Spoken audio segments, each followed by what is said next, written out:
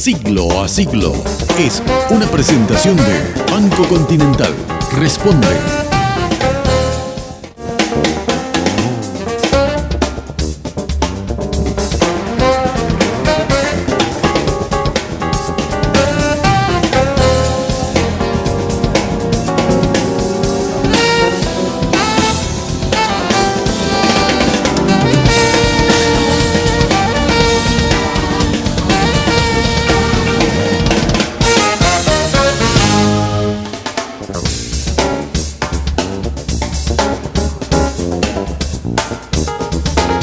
Buenas noches, queremos darle la bienvenida aquí en esta nueva programación de Siglo a Siglo. Gracias por acompañarnos y compartir con nosotros. Hola Mariana Pineda.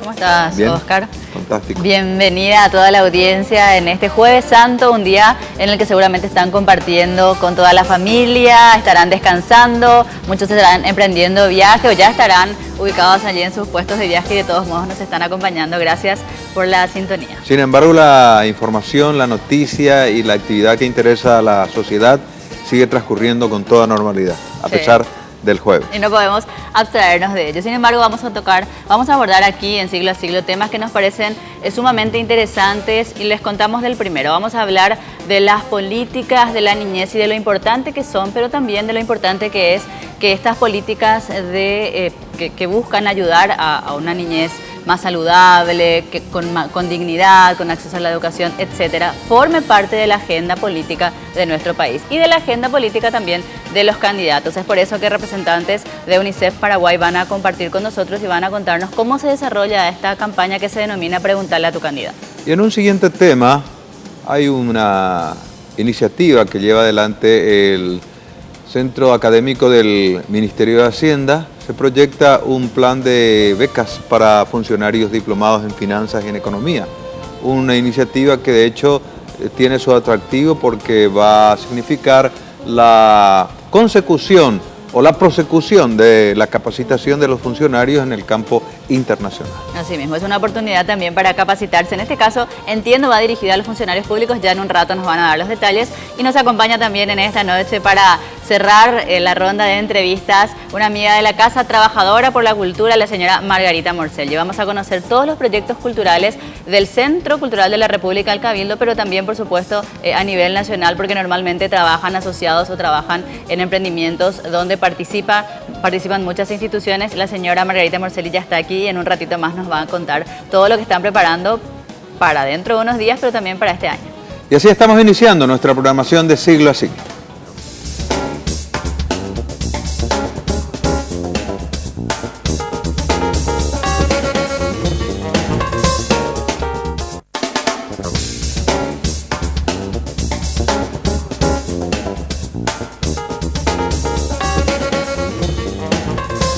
Preguntarle a tu candidato es el título de esta campaña que ya viene desarrollando hace unos días UNICEF. Saludamos ya a sus representantes hoy con nosotros. Rosa Alcarte, ella es representante de UNICEF. Bienvenida. Buenas, ¿cómo estás? Gracias por acompañarnos de nuevo. Gracias. Muchas gracias. Y también Andrea Cid, ella es oficial de protección de la misma organización UNICEF. Bienvenida. Muchas gracias por invitarnos y por darnos este espacio para dar a conocer la campaña. Gracias, gracias a ambas. Y Rosa es una abnegada propulsora de la defensa de los derechos del niño. Hay una iniciativa que ustedes en este tiempo de campaña electoral están buscando insertar dentro de este ámbito, fundamentalmente en que se tenga en cuenta en políticas públicas todo lo que refiere a la situación de la niñez. ¿Cómo ha encarado UNICEF y cómo pretenden ustedes lograr de que esos proyectos y algunos de ellos puntuales formen parte de la iniciativa gubernamental? Bueno, primero no es una iniciativa solo de UNICEF, es una iniciativa de UNICEF y del Frente por la Infancia, que son 14 organizaciones de la sociedad civil paraguaya, o sea, todos juntos estamos intentando promover que efectivamente los derechos de los niños y la inversión en la infancia esté dentro de los programas políticos del mayor número posible de candidatos, para que luego esté claramente en las políticas públicas del país como políticas de Estado. Es un elemento fundamental. ¿Cómo lo queremos conseguir? Pues estamos trabajando en varios frentes, estamos trabajando con foros de sociedad civil, con foros de adolescentes, estamos trabajando también con una asesoría técnica, hemos preparado varios documentos técnicos que estamos compartiendo con los partidos políticos. Nos hemos reunido primero como Naciones Unidas con todos los candidatos presidenciales, prácticamente todos, y ahora estamos como Frente por la Infancia reuniéndonos con los equipos técnicos de los partidos políticos, reuniones de 3, 4, 5 horas, donde estamos entrando con detalle a cada uno de los temas específicos de infancia, de tal manera que empezamos a ver que en algunos programas electorales empiezan a incluir ya programas de infancia con acciones específicas, y de eso se trata. ¿Ustedes cómo han realizado ese acercamiento o ese contacto para conocer las propuestas de los candidatos y si existe o no propuestas que vayan referidas a la niñez? ¿Han tenido reuniones con ellos y cómo se desarrolló eso? Lo hemos hecho en varias fases, ¿no? Una primera fase, como digo, ha sido todo un trabajo de más de un año de consenso entre todas las organizaciones para que tengamos una única voz a la hora de transmitir el mensaje a los partidos políticos. Luego, como Naciones Unidas, todas las agencias de Naciones Unidas nos hemos reunido con los candidatos y con sus equipos, y lógicamente ahí el tema del UNICEF era un tema más dentro de los otros temas que Naciones Unidas en su conjunto trabaja en el país. Y posteriormente a esa reunión, UNICEF, acompañada por todas las organizaciones de infancia con las que estamos trabajando, nos hemos sentado y hemos tenido reuniones técnicas con los equipos técnicos de los partidos, donde hemos ido desgranando. Y en esas reuniones técnicas, por ejemplo, me interesa saber qué pudieron advertir, que tenían propuestas por lo menos diseñadas, que no existían esas propuestas. ¿Cuál fue la situación de los candidatos? O sea, no ha sido tanto un análisis detallado de lo que tenían, sino un planteamiento de lo que creíamos que debían tener. Y lo que hemos visto posteriormente es que sí que vemos que han incorporado varios de ellos, varias de las sugerencias que hemos aceptado. Entonces yo creo que eso es un elemento importante. Pero por último hemos querido también trabajar con la ciudadanía, llamar a la ciudadanía para que reflexione, para que haga un voto reflexivo y realmente le pregunte al candidato sus propuestas muy concretas, que queremos que el candidato le conteste. Entonces esa pregunta del ciudadano al candidato, temas concretos, y ya le hemos dado al candidato las herramientas para que pueda contestar, es lo que yo creo que puede ser lo más efectivo, ¿sí? Entonces, por eso hemos hecho la campaña de comunicación, pregúntale a tu candidato, que está en televisión, en radio, en calle, etc. Como idea y propuesta de una organización que tiene sus objetivos fundados en la niñez, de hecho se va a tomar como una iniciativa muy plausible. Supongo que les habrán recibido con los brazos abiertos todos, ¿verdad? Con mucha amabilidad, pero cuando se profundiza tema de niñez a nivel de políticas públicas, tengo la impresión de que no existe un proyecto consolidado, por lo menos algo que ustedes puedan decir, bueno, esto es un ejemplo que fue incorporado de países del primer mundo y que hoy vamos a comenzar a andar en Paraguay o en Sudamérica. Creo que, Andrea, estamos aún lejos y hay que ser realista en este sentido. Bueno, yo creo que sí, que obviamente tenemos un camino por andar, pero por suerte hay un camino andado. Entonces, sí, todo este trabajo que decía la señora Rosa que hemos hecho con todas las organizaciones de la sociedad civil, justamente fue para esto, para poder tener un conocimiento acabado y acordado de todo lo que se ha hecho, las buenas prácticas que ha tenido el país, para que el próximo gobierno no empiece de cero, sino que empiece replicando prácticas buenas y mejorando lo que se deba mejorar, ¿verdad? ¿Ustedes creen de que se ha pasado de las buenas intenciones a hechos concretos puntualmente? Sí, yo creo que sí. Realmente hemos tenido una respuesta muy buena de todos los movimientos y una cuestión interesante, ¿verdad? La campaña, si bien es pregúntale a tu candidato y tiene como dos aristas, que es por un lado darle a los candidatos esta visión de niñez para que el nuevo gobierno la tenga muy clara, era también darle a la gente esta visión de que los niños tienen derechos, ¿verdad? Pero que estos derechos son accesibles y que uno los tiene que tener al alcance, ¿verdad? Y creo que en ese aspecto, en ambos lados, tanto en los grupos políticos con los que hemos trabajado, como el grupo de las personas, esa comprensión se ha tenido.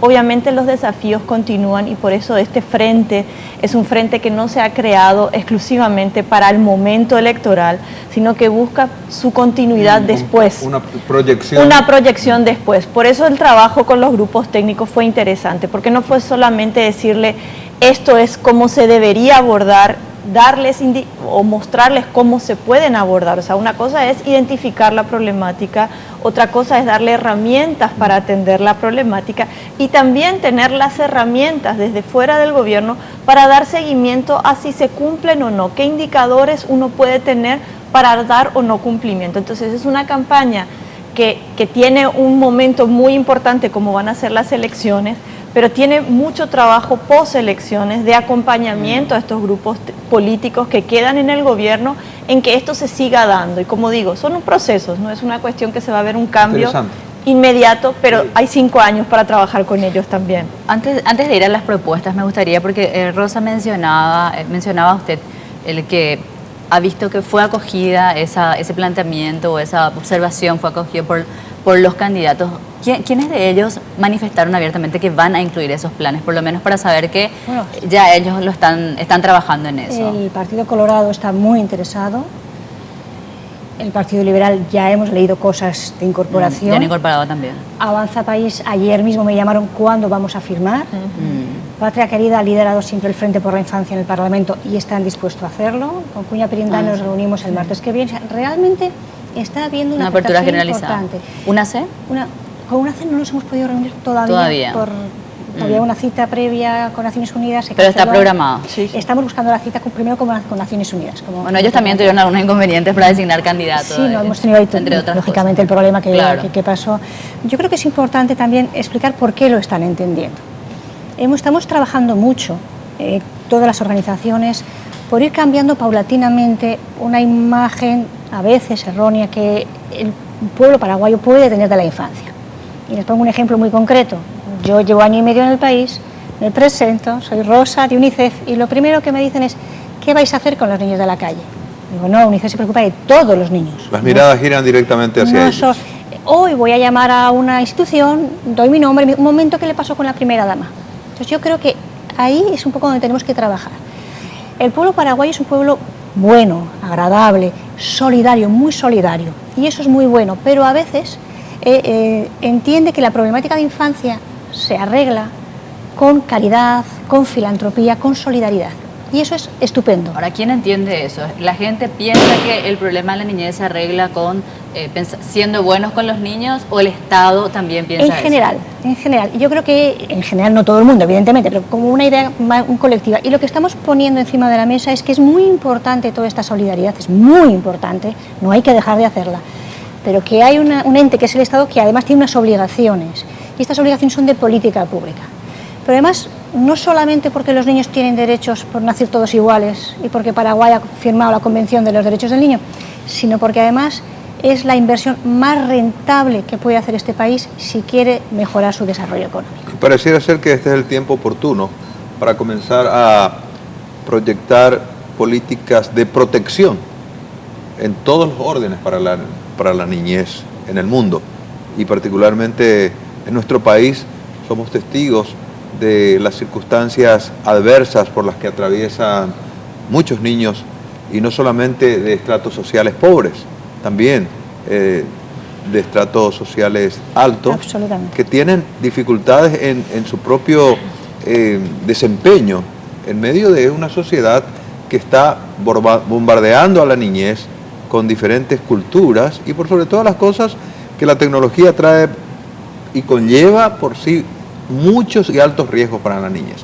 Creo que ustedes en el trabajo deben contemplar todas esas opciones, ¿no?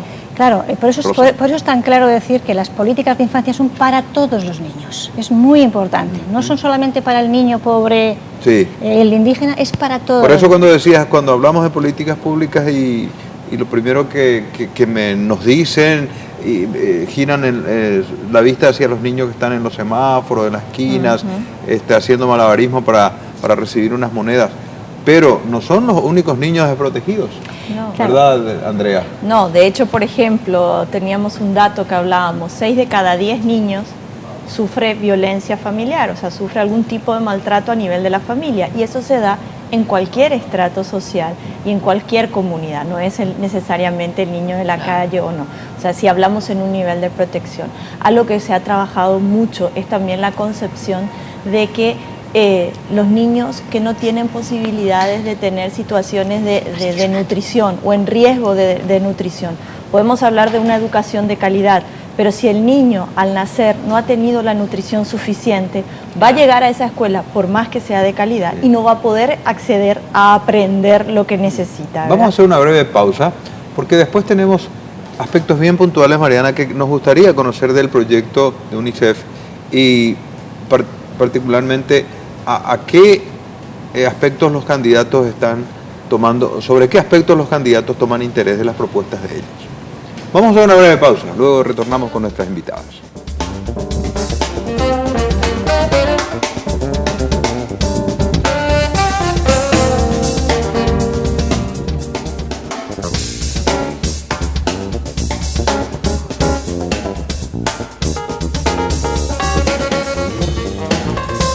Y ustedes ya saben que los muebles que tenemos aquí en el set de Siglo a Siglo son todos de Quality Center. Los muebles y también los accesorios, porque en Quality van a encontrar muebles para la casa, para el hogar, para la oficina y también todos los elementos de decoración o iluminación. Quality Center está en España 2065, esquina Rivera.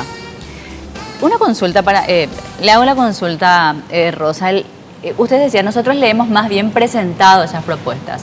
¿Cuáles son esas propuestas que UNICEF considera hoy, con la situación actual del Paraguay, son prioritarias? ¿Cuáles son los ejes que tenemos que trabajar como país para poder dar esa protección a los niños? Bueno, yo creo que lo primero que hemos hablado con ellos es que la inversión que hoy en día se hace en la infancia es muy baja en relación a los estándares internacionales y en relación a la región y en relación incluso a lo que se hacía unos años.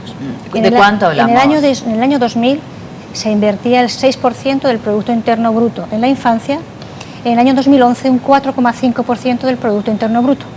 No es que en cifra absoluta haya bajado, ¿no? Porque el Producto Interno Bruto ha subido, pero lo normal es que cuando sube el Producto Interno Bruto se acompañe con el PIB o se iguale.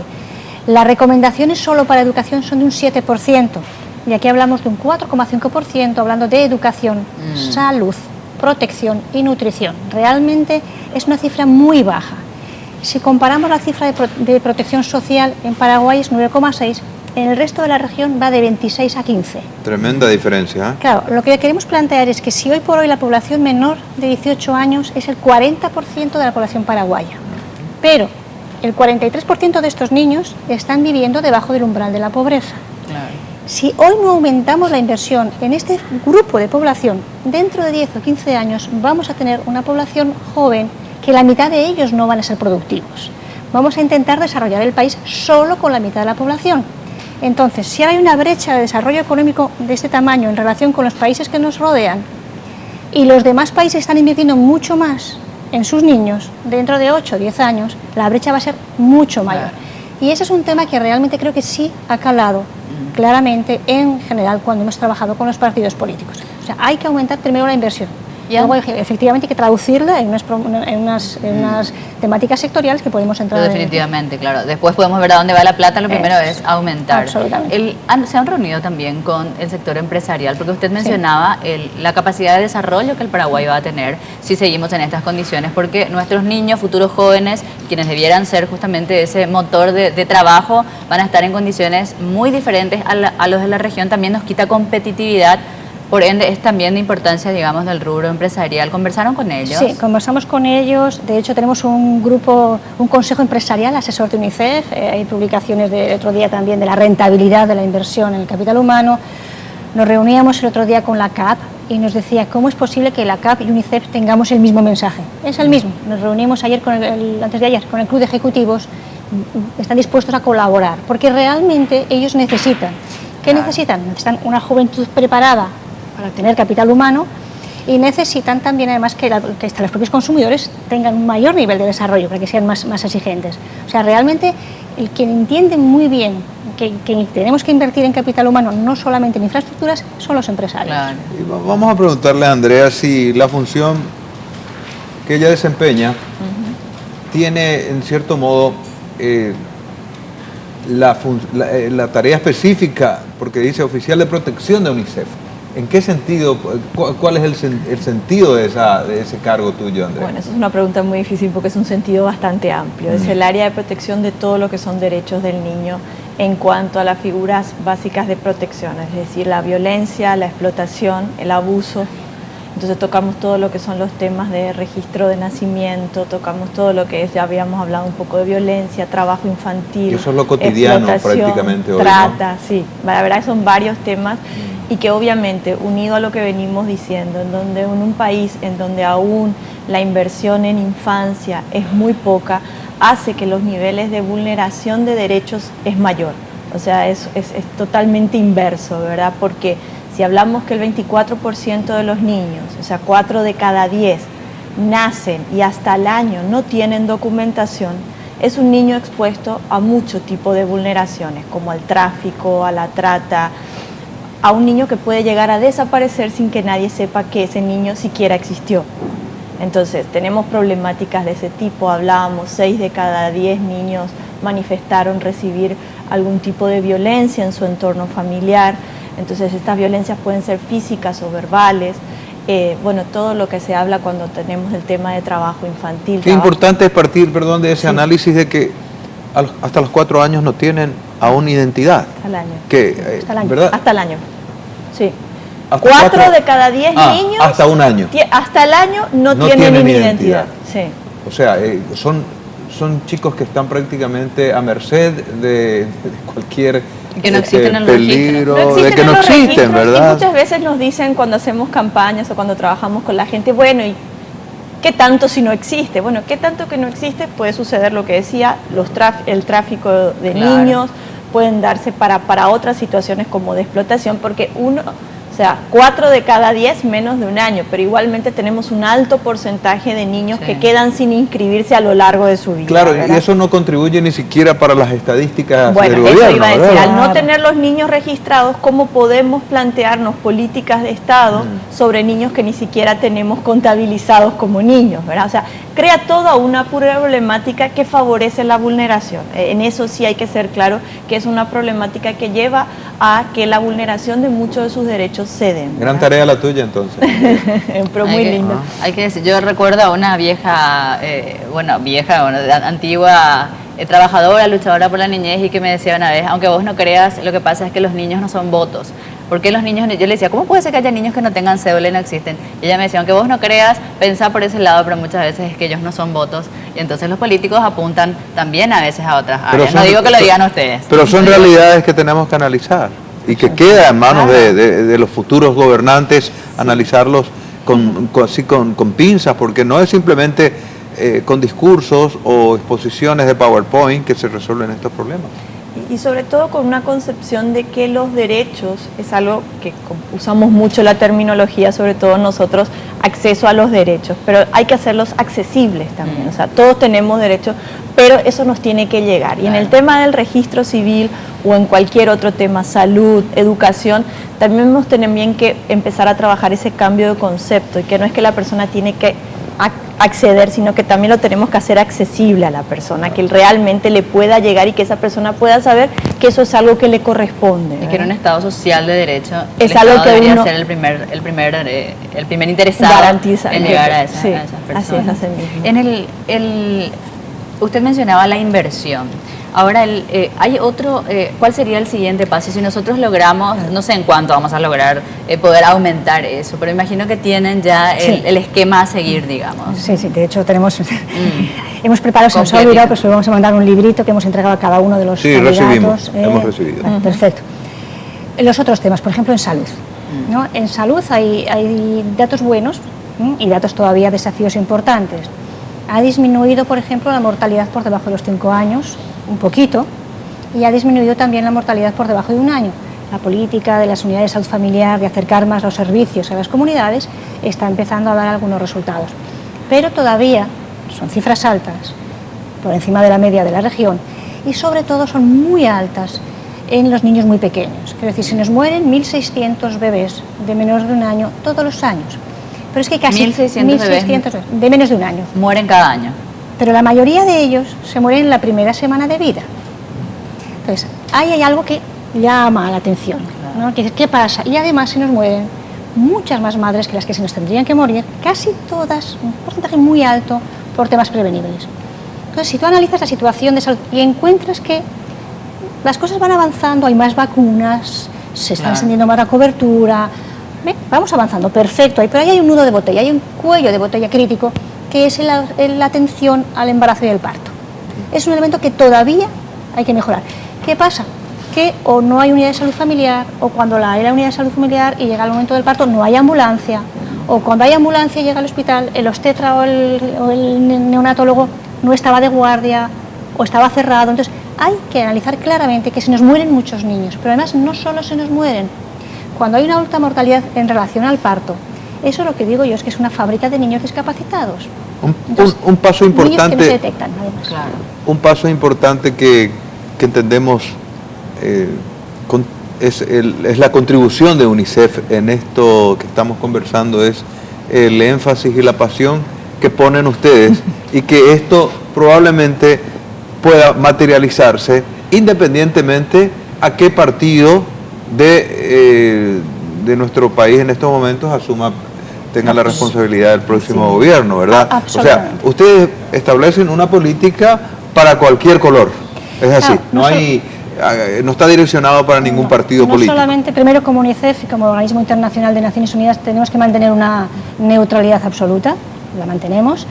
Segundo, trabajamos siempre, pero vamos a trabajar con cualquier gobierno, pero no solo con cualquier gobierno. Hemos ofrecido el apoyo técnico, no solo del Frente, sino de toda la capacidad técnica que tiene el Frente por la Infancia, o sea, no solo de UNICEF, sino todo el Frente, al partido que gane para el gobierno y a todo el resto de los partidos para asesorarles en el Senado a través de las iniciativas. O sea, les ofrecemos toda la capacidad técnica que tenemos a cualquier partido que gane y a los que no sean presidentes, pero van a estar en el Senado y en los diputados. Y la consigna me imagino que debe ser continuar, sea quien sea, justamente porque las políticas de Estado deben ser así, independientes al gobierno de turno o a los colores. Con los colores. No importa los colores. Andrea, a partir de ahora, luego, una vez electos los candidatos, decía Rosa, bueno, todo el apoyo técnico, ¿cuáles van a ser algunos focos de UNICEF en el caso de protección? No de lo que vaya a suceder, pero que proyectos que ya estén andando y que van a seguir focalizando. La verdad que los proyectos los tenemos, creo, ya trabajando y ojalá podamos continuar. Es todo el tema de registro de nacimiento, poder ver que los cuellos de botellas que hemos venido identificando por fin puedan ser subsanados y que podamos llegar con un registro oportuno, es decir, al momento de nacer a todos los niños que nacen en el país. El tema del trabajo infantil, sobre todo en zonas rurales, que es la principal problemática de nuestro país, en donde podamos trabajar las dos áreas que son importantes, no al trabajo infantil, es decir, a los niños menores de 14 años, poder darles otra alternativa al trabajo, como es la educación y la recreación, y de 14 a 18, que es el trabajo adolescente, que lo realicen, pero en buenas condiciones, con seguridad y en un trabajo decente, como se estipula. Y todo lo que es el trabajo en las situaciones de violencia que pueden estar expuestos niños, ¿verdad? Tanto a la violencia intrafamiliar como a nivel institucional, continuar trabajando esos temas son prioridades sin duda y apoyando muy de cerca al órgano rector del tema, porque a veces en Paraguay nos queremos olvidar que existe una Secretaría de la Niñez que tiene un rol más allá de lo que a veces se lo visualiza, que es el de poder articular a todos los organismos del Estado para crear estas políticas públicas y que entonces a un niño se lo vea en su visión integral como debería ser, que es desde todas las aristas: educación, protección, Policía Nacional, el municipio, porque es el lugar exacto donde se vive al niño. Entonces, el poder fortalecer a la Secretaría en este rol articulador es también algo... Y como es un tema inagotable, nosotros vamos a dejar abierto, vamos a hacer un paréntesis y dejamos abierta esta posibilidad de seguir conversando. Perfecto. Tal vez antes del 21 de abril o tal vez después, pero vamos a seguir acompañando el trabajo. Perfecto. Gracias, Rosa. Muchísimas gracias. Muchas gracias por la invitación. Muchas gracias. Hacemos una pausa y ya regresamos.